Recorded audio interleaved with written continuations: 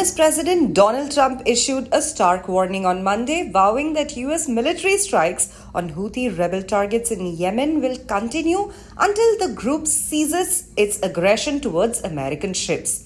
In a message shared on Truth Social, Trump emphasized that the strikes, which have been ongoing for the past 2 weeks, have already dealt significant damage to the Iran-backed Houthi militants, and POTUS promised more action until the threat to international shipping is neutralized.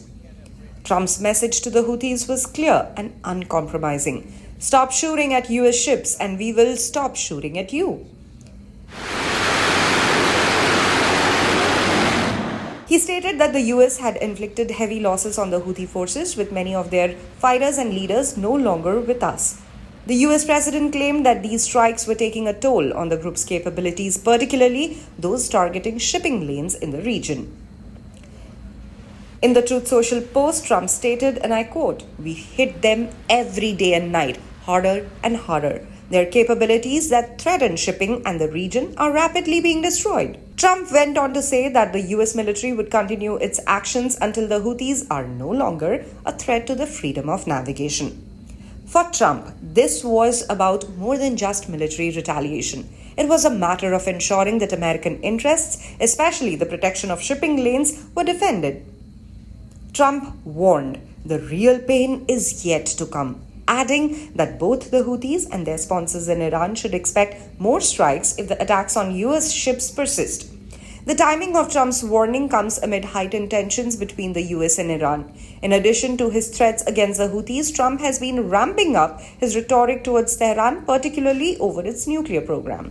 Trump has made it clear that if Iran does not reach a deal on its nuclear program, there will be bombing. In response to Trump's tough stance, Iranian officials, including Supreme Leader Ayatollah Ali Khamenei, have warned of a strong blow if the US follows through on its threats.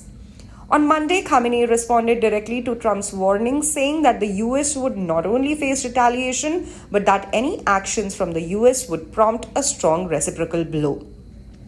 Khamenei also added that if the US tried to stir unrest in Iran, as it had in the past, the Iranian people would deal with it themselves. This is a pointed reference to protests in Iran, including the 2019 fuel price protests and the most recent unrest following the death of Mahsa Amini in 2022. On Sunday, Trump reiterated his stance on the Iranian nuclear deal, offering Tehran a 2-month window to make a decision. This came after he sent a letter to Iran's leadership earlier in March, outlining his terms for direct negotiations.